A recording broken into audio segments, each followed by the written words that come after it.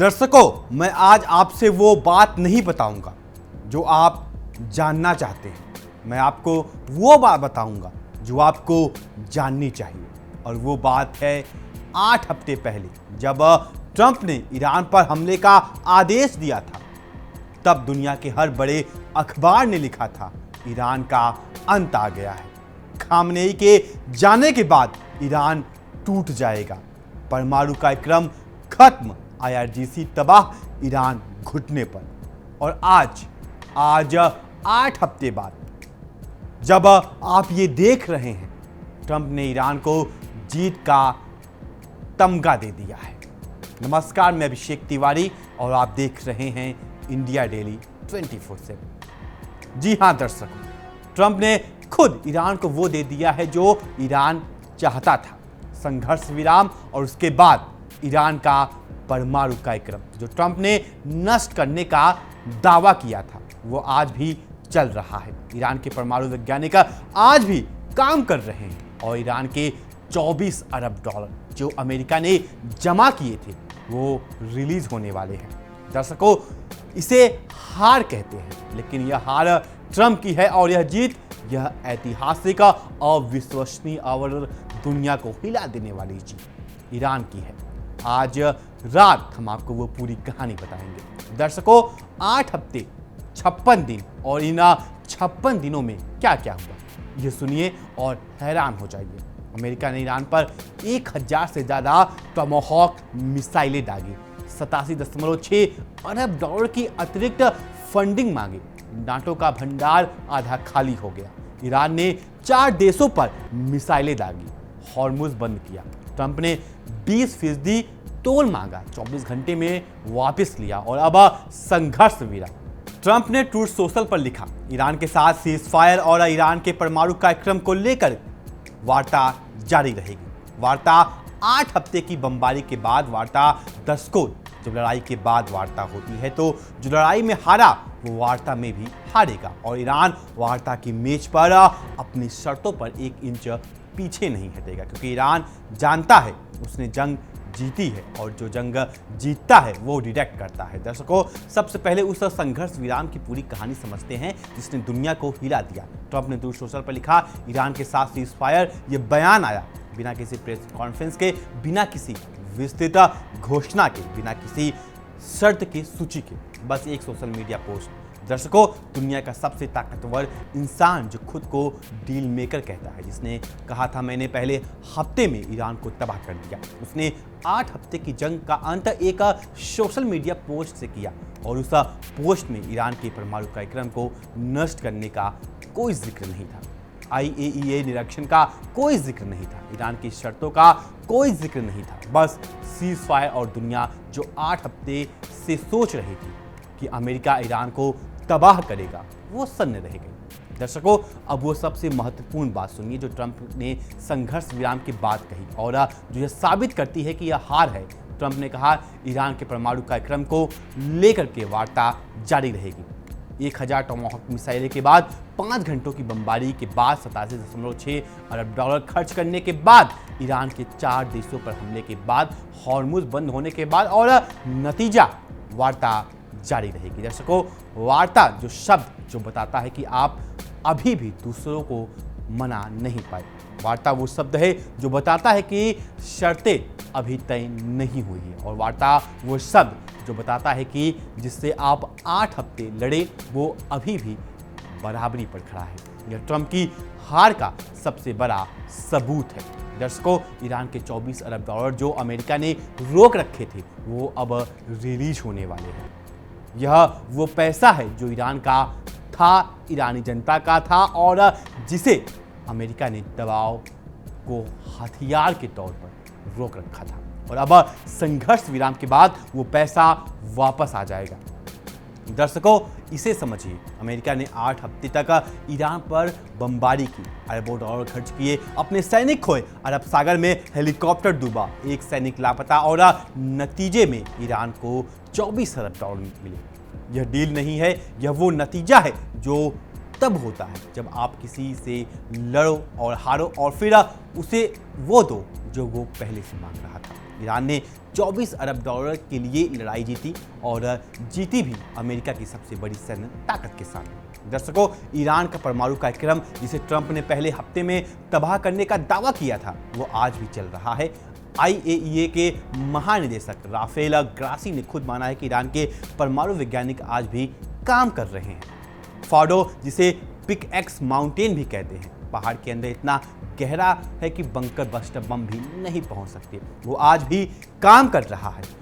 Natanz, Iran का सबसे बड़ा यूरेनियम संवर्धन केंद्र, उसकी तस्वीरें दिखती हैं कि वो अभी भी चालू है। और इस्फहान की सुविधाएं, जहां ईरान के परमाणु उपकरण बनते हैं, वो भी चल रही है। दर्शकों, अगर परमाणु कार्यक्रम नष्ट हो गया होता तो IAEA को वहां जाने की जरूरत नहीं होती। अगर परमाणु कार्यक्रम नष्ट हो गया होता तो वार्ता नहीं होती, और अगर परमाणु कार्यक्रम नष्ट हो गया होता तो ट्रंप को सीज फायर नहीं करना पड़ता। दर्शकों, अमेरिकी संसद में वो बहस सुनिए जो यह साबित करती है कि ट्रंप घर में भी हारे। मंगलवार को अमेरिकी सीनेट ने एक प्रस्ताव पेश किया। ट्रंप ने ईरान के खिलाफ सैन्य कार्रवाई रोकने को कहा।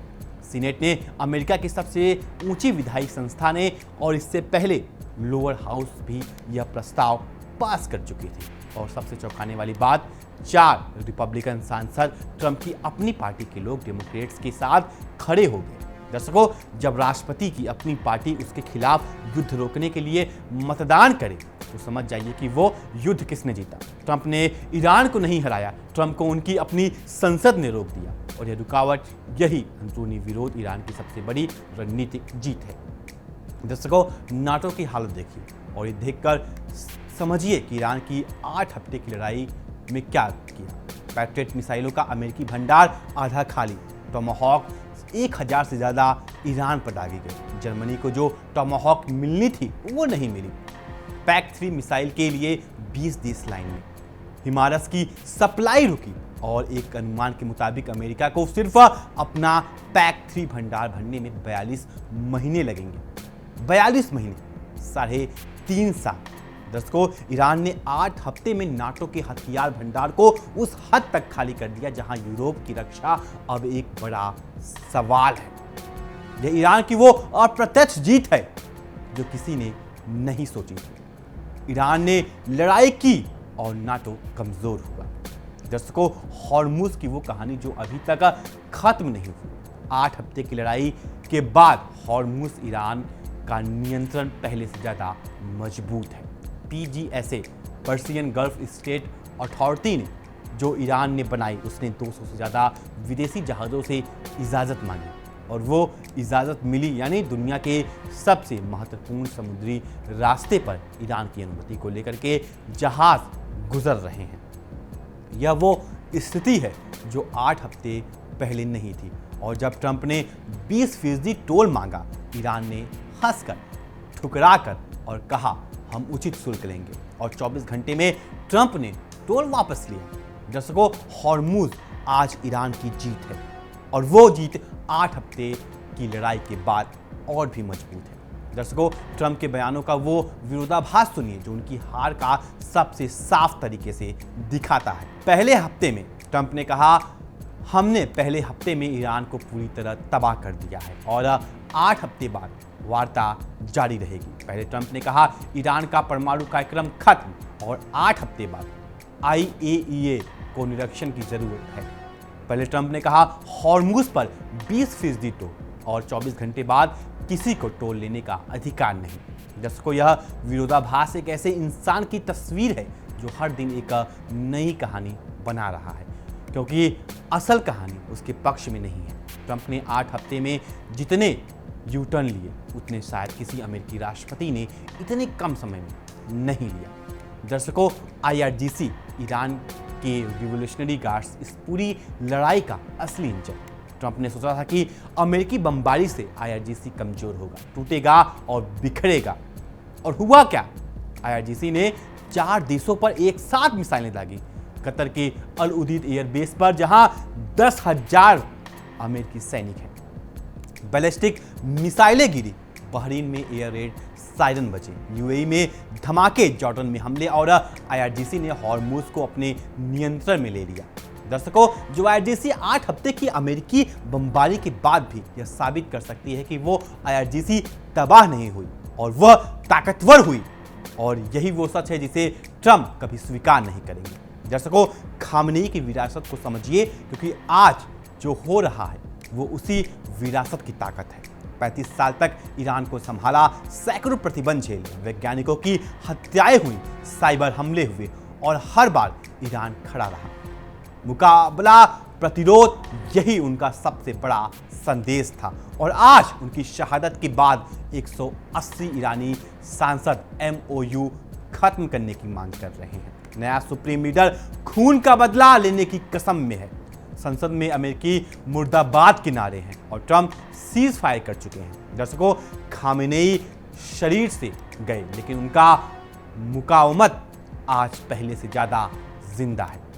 दर्शकों, अहमदीनोजाद वाली जो साजिश जो इजराइल ने बुनी और ईरान ने नाकाम की, मोसाद ने चाहा था कि खामेनेई की मौत के बाद एक नरम नेता ईरान की सत्ता में आए जो अमेरिका इजराइल से समझौता करे। अहमदीनोजाद को उस भूमिका के लिए तैयार किया गया था। मोसाद चीफ से मुलाकात हुई 28 फरवरी को, जिस दिन खामेनेई मरे उसी दिन मोसाद एजेंट अहमदीनोजाद को एक सुरक्षित ठिकाने पर ले गए, लेकिन अहमदीनोजाद निकल गए। आईआरजीसी ने उन्हें निगरानी में ले लिया और आज वो ईरानी टीवी पर खामेनेई की श्रद्धांजलि दे रहे हैं। यह साजिश नाकाम हुई और ईरान में आज वो नेतृत्व है जो खून का बदला लेने की बात करता है, न कि समझौते की। दर्शकों, ट्रंप की मानसिक स्थिति जो इस पूरी कहानी में एक अलग और बेहद चिंताजनक आयाम जोड़ती है। नाटो सम्मेलन में जेलेंस्की को पुतिन बुलाया, ईरान को जापान कहा, खामेनेई को खुमैनी कहा, 20% टोल मांगा, 24 घंटे में वापस लिया और 8 हफ्ते की जंग का अंत एक ट्रूथ सोशल पोस्ट से आलोचकों ने 25वें संशोधन की बात शुरू की, यानी वो संवैधानिक प्रावधान जिससे राष्ट्रपति को हटाया जा सकता है अगर वो काम करने में असमर्थ हो।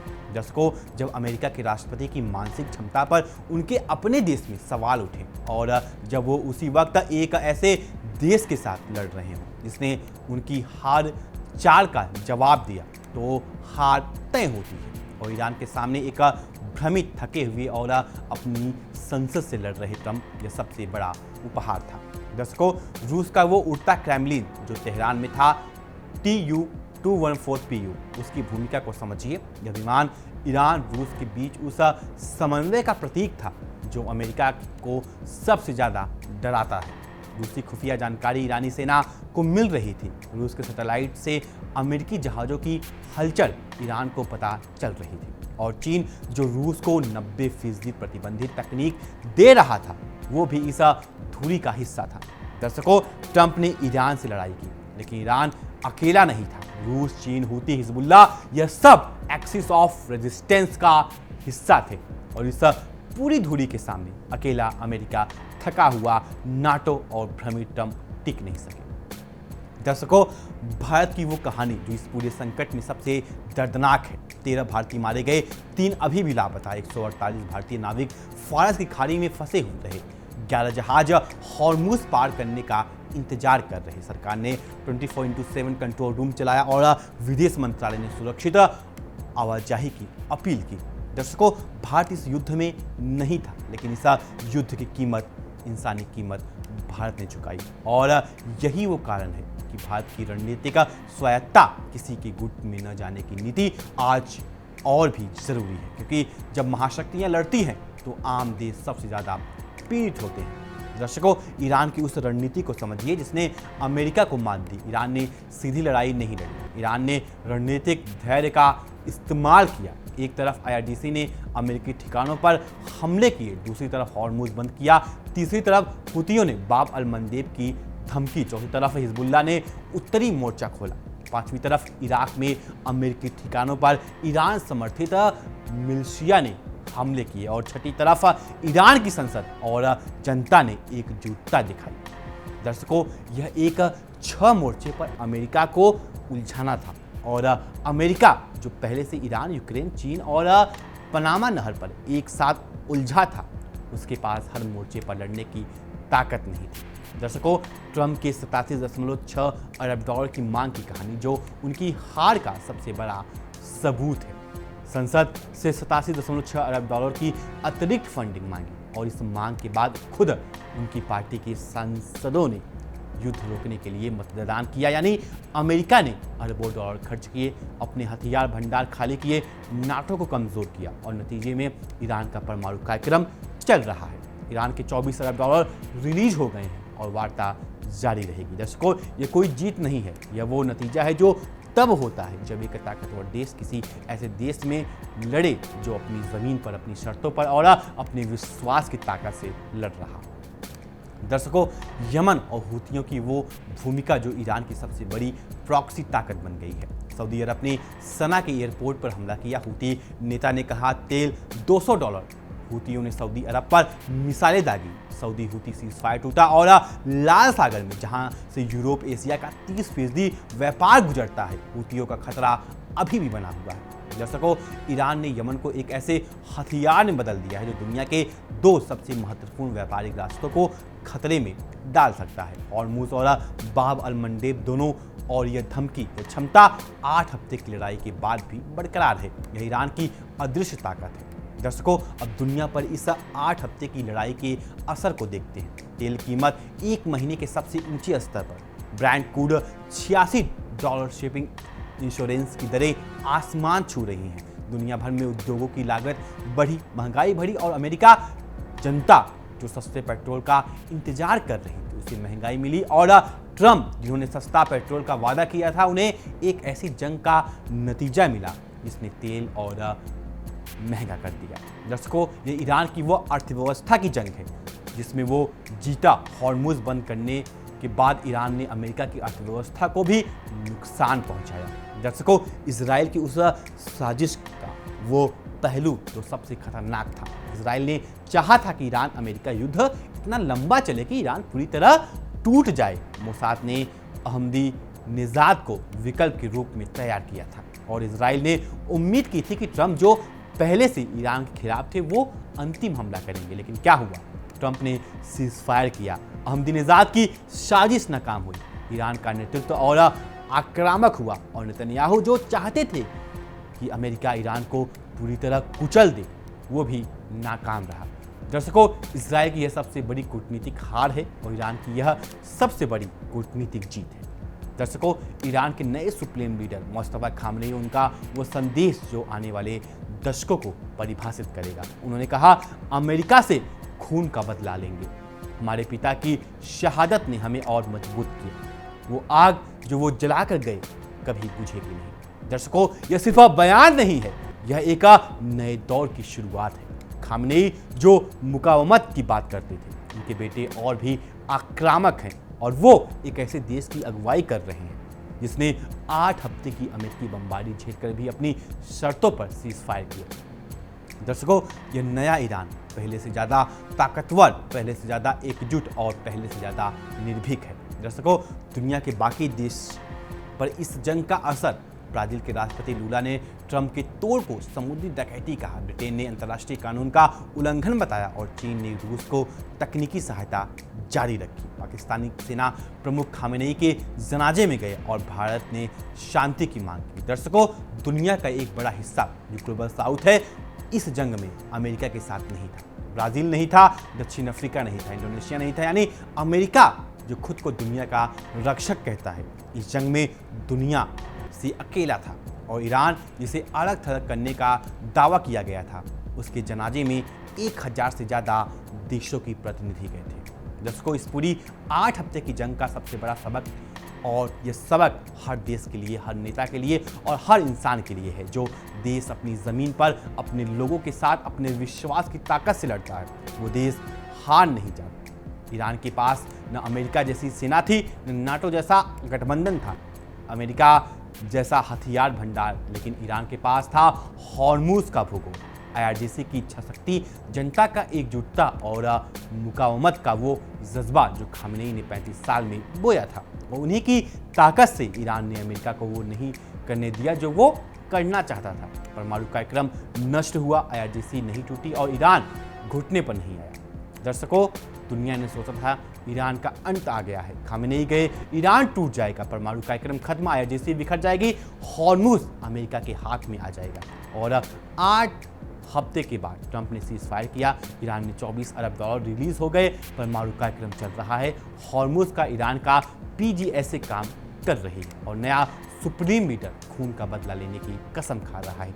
दर्शकों, ये ईरान का अंत नहीं था, यह एक नए ईरान की शुरुआत थी और इस नए ईरान के सामने ट्रंप घुटने पर हैं। अमेरिका लाचार है, नाटो कमजोर है और दुनिया देख रही है कि जो देश नहीं झुकता, जो देश नहीं टूटता, जो देश अपने विश्वास की ताकत से लड़ता है, वो देश जीतता है। खामेनेई के शब्दों में मुकावमत, प्रतिरोध, और वो प्रतिरोध आज भी जिंदा है, आज भी जीत रहा है। देखते रहिए हमारा चैनल इंडिया डेली 24/7। फिलहाल हमारे इस खास शो में अभी के लिए सिर्फ इतना ही, तब तक के लिए नमस्कार। देखिए इंडिया डेली 24/7 अब आपकी स्मार्ट टीवी पर।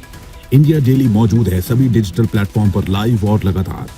इंडिया डेली 24/7 हर दिन राष्ट्र को समर्पित।